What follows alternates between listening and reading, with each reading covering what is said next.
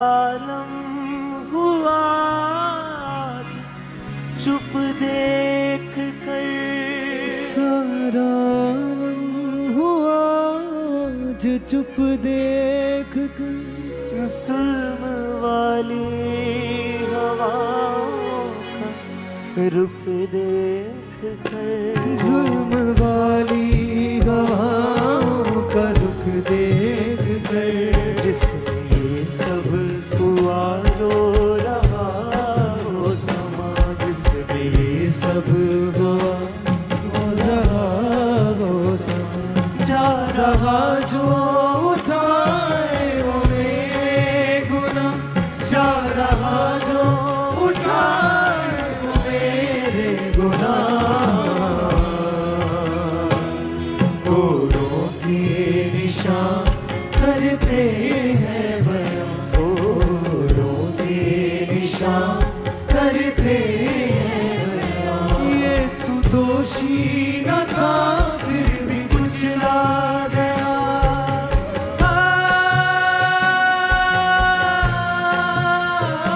यीशु दोषी न था फिर भी कुचला गया, वो सताया गया फिर भी सहता रहा, जैसे भेड़ियों के झुंड में गिराए बना, जैसे भेड़ियों के झुंड में गिराए बना, जा रहा जो उठाए वो मेरे गुनाह, जा रहा जो उठाए वो मेरे गुनाह,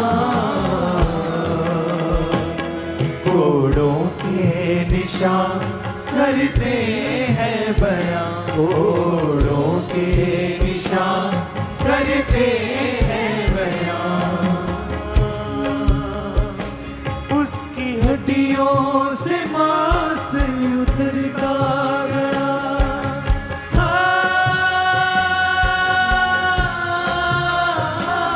उसकी हड्डियों से मांस उतरता गया, फिर भी यीशु को हर कुचलता गया, फिर भी यीशु को हर कुचलता गया, उसकी गुर्बत में रोया ज़मीन आसमां, उसकी गुर्बत में रोया ज़मीन आसमां, जा रहा जो उठाए वो मेरे गुनाह, जा रहा जो उठाए वो मेरे गुनाह, घोड़ों के निशान करते हैं बयां, घोड़ों के निशान करते हैं बयां। अपने हाथों को उठाओ सब जन।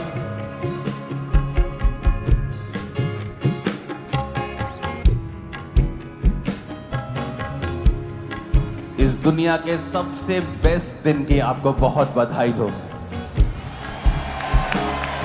गुड फ्राइडे की आपको बहुत बहुत बहुत बहुत शुभकामनाएं, बहुत बहुत बधाई।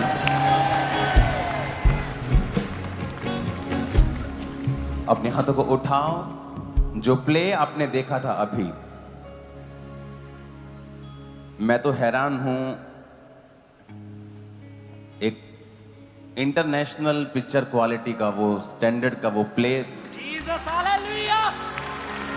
मैं अपनी वाइफ को दोपहर को देख रहा था, हर चीज को इधर करो उधर करो, ये रेस्ट नहीं कर रही थी मीटिंग के लिए, क्योंकि प्ले वो जो पिक्चर बनाई थी उसको सेटल करने में सीन किधर क्या करना है। और जिस टीम ने ये प्ले किया, जो हमारी टीम थी, उसके सचमुच चोटें लगी हैं उनके, तो ये आसान नहीं था। लेकिन आज के प्ले को देखकर मुझे ऐसा लग रहा था कि परमेश्वर ने हमें ग्रेस दी है कि हम पिक्चर भी बना सकते हैं आने वाले समय में।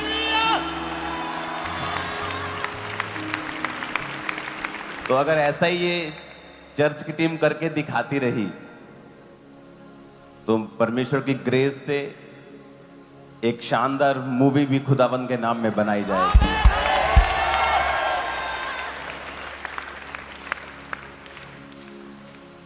जिस टीम ने ये प्ले किया, अगर वो करीब है इंपॉर्टेंट ड्यूटीज के लिए पीछे कहीं है तो रहन दो, अगर वो यहाँ है तो इधर आओ मेरे पास। जा रहा जो उठाए वो मेरे गुनाह, आजा दो। जा रहा जो उठाए। सब लोग आ जाओ जिन्होंने प्ले किया है ना, उसी भी टीम में आओ और मेरे पास में बताओ, इधर आओ। इसका पासवर्ड क्यों लगाया, क्या छुपा रहे हो तुम? करते इनके साथ मुझे वर्शिप करनी है इस सॉन्ग के ऊपर। और अपने हाथों को उठाओ, क्योंकि मेरा ये बिलीव है कि प्रभु आपको छुएगा, वो इनको छुएगा, वो हम सबको छुएगा आज।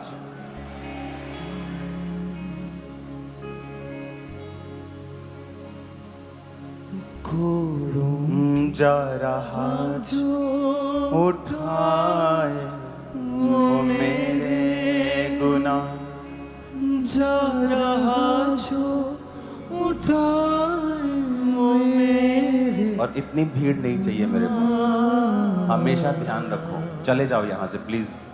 एक कैमरामैन चाहिए ना, आप रुको, बाकी चले जाओ। एक जना चाहिए, ये लोग सिक्योरिटी किस, ये मेरे लोग हैं, सिक्योरिटी नहीं चाहिए, आप चले जाओ प्लीज।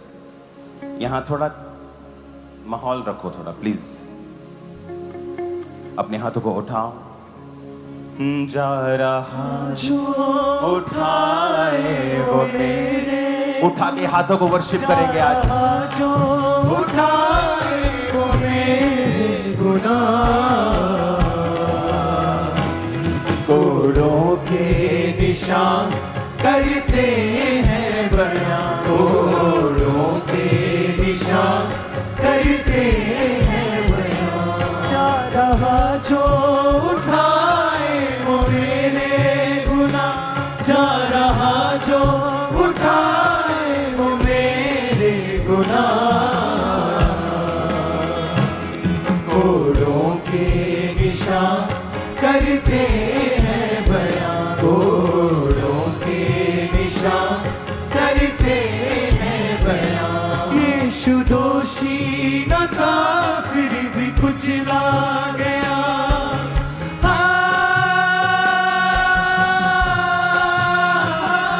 यीशु दोषी न था फिर भी कुचला गया। वो सताया गया फिर भी सहता गया। यीशु दोषी न था फिर भी कुचला गया, वो सताया गया फिर भी सहता रहा। जैसे भेड़ियों के झुंड में गिरा मेमना, जैसे भेड़ियों के झुंड में गिरा मेमना। जा रहा जो उठाए वो मेरे गुनाह, जा रहा जो उठाए वो मेरे गुनाह। कोड़ों के निशान करते हैं बयां, कोड़ों के निशान करते हैं बयां। सारा खुदाबंद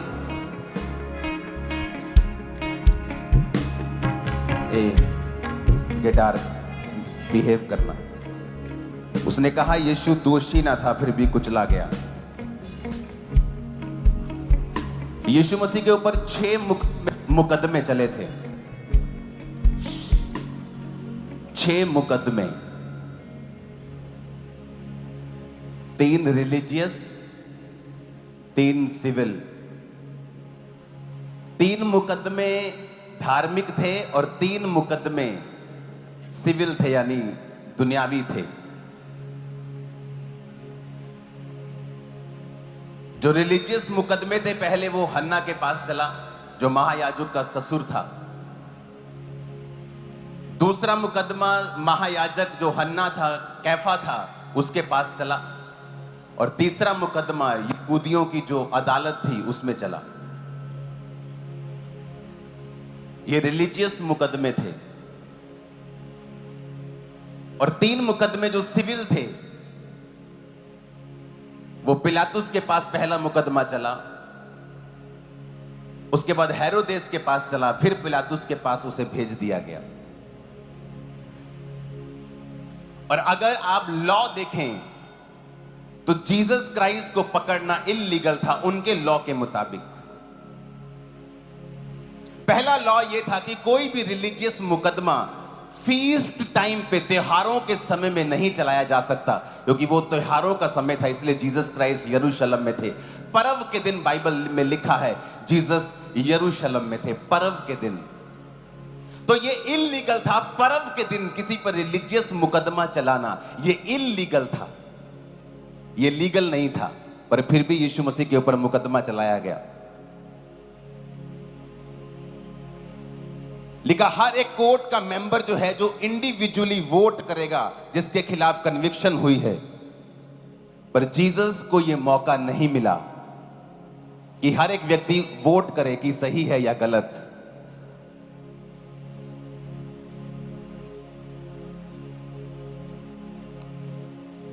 अगर डेथ पेनल्टी दी जाती है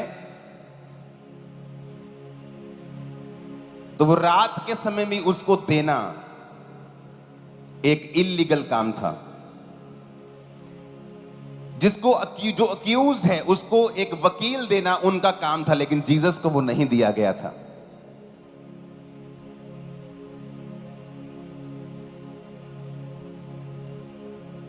जिसको पर दोष लगाया जाता था उसको बहुत सारे समय और बहुत सारा उसको मौका दिया जाता था अपने आप को guilty proof, non guilty proof करने का कि वो कसूरवार नहीं है, पर जीसस को वो भी नहीं दिया गया। ये थे रिलीजियस मुकदमे, धार्मिक मुकदमे। और जब सिविल मुकदमा यीशु मसीह पे चला तो पिलातुस कहता कि अगर तू मुंह से कह दे कि ये सारी बातें झूठी हैं तो तेरे ऊपर कोई मुकदमा नहीं चल सकता, क्योंकि इनके पास कोई भी प्रूफ नहीं है। वो बार बार उसे बचाने की कोशिश करता गया और कहता गया ये बरअब्बा है, ये डाकू है जिसने तुम्हारे लोगों को मारा है, इसे छोड़ दूं कि जीसस को छोड़ दूं। फिर वो कहते नहीं, जीसस को क्रूस पे चढ़ा, तू इसको छोड़ दे। पिलातुस फिर बड़ा हैरान हुआ। हेरोदेस ने भी परमेश्वर का मजाक उड़ाया और उसको पागल कहा। 6 मुकदमे जीसस क्राइस्ट के ऊपर चलाए गए, जिनमें से एक पर भी वो दोषी नहीं था।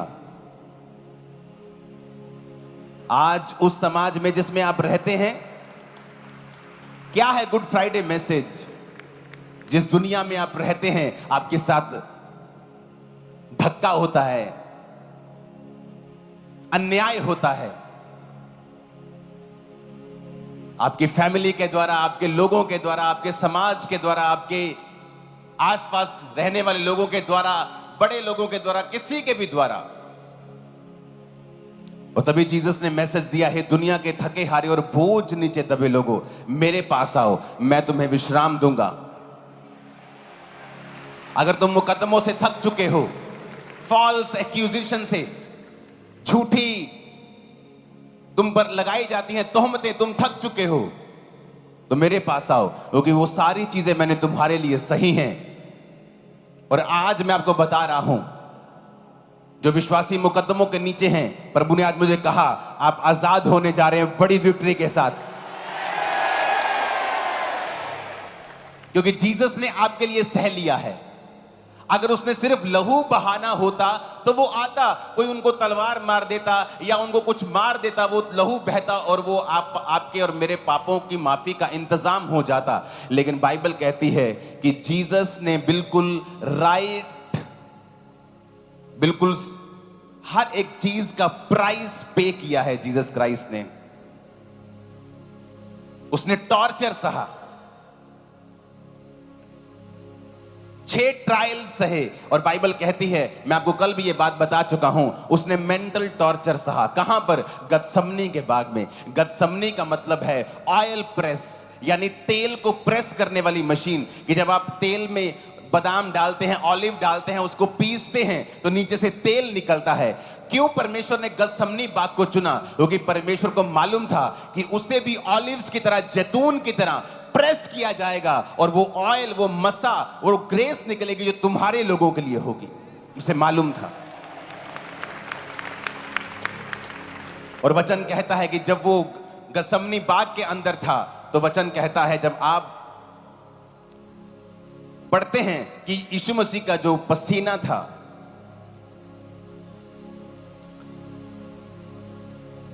वो ब्लड से मिलकर आ रहा था। लोगों को लगता है कि लिखा है कि खून की तरह, कि वो एक शायद मुहावरा है कि यार खून पसीना एक करता आपा, मतलब बहुत मेहनत की।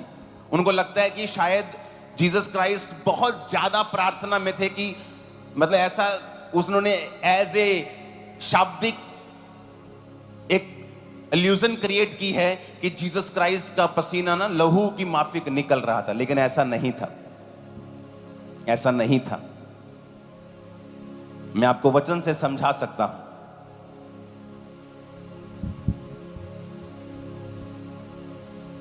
अगर आप भजन संहिता पढ़ेंगे ना, उसकी 12 से 18 में लिखा, बहुत से सांडों ने मुझे घेर लिया है, बशान के बलवंत सांड मेरे चारों ओर घिरे हुए हैं। वे फाड़ने वाले और गर्जने वाले सिंह के समान मुझ पर अपना मुंह पसारे हुए हैं। मैं जल के समान बह गया, मेरी हड्डियों के जोड़ उखड़ गए, मेरा हृदय मोम हो गया, वह मेरी देह के भीतर पिघल गया, मेरा बल टूट गया, मैं ठीकरा हो गया, मेरी जीभ मेरे तालू से चिपक गई, और तू मुझे मारकर मिट्टी में मिला देता है।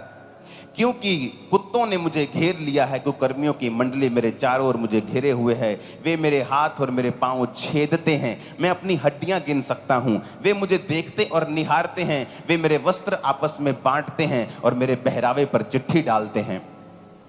ये दुनिया के किसी आदमी के ऊपर वचन लगता नहीं है जीसस क्राइस्ट के अलावा, क्योंकि जीसस क्राइस्ट को मारने से पहले उन्होंने परमेश्वर का कुर्ता, जो परमेश्वर पहनते थे, जो बिना सीन का होता था, बड़ा एक्सपेंसिव कपड़ा होता था। बाइबल कहती है जीसस क्राइस्ट के उस कपड़े को लेने के लिए कि कौन लेगा, कौन सा सिपाही लेगा, उन्होंने चिट्ठी डाली थी, यानी लॉटरी सिस्टम निकाला था, डाइस किया था कि किसका नाम आएगा वही ये कुर्ता लेगा। वो मेरे वस्त्र आपस में बांटते और मेरे पहरावे पर चिट्ठी डालते हैं। मैं अपनी सब हड्डियां गिन सकता हूं, वो मुझे देखते और निहारते हैं। वचन कहता है कि जब यीशु मसीह के ऊपर कोड़े लगाए गए थे, 39 कोड़े पड़े थे, अगर आप उन कोड़ों को देखेंगे तो वो कोड़े ऐसे निकले हुए होते थे और उनमें चमड़ा और लोहा और उसके ऊपर हड्डियों के टुकड़े और मांस और धातु के टुकड़े तीखे करके लगाए होते थे, कि जब वो एक कोड़ा पड़ता था तो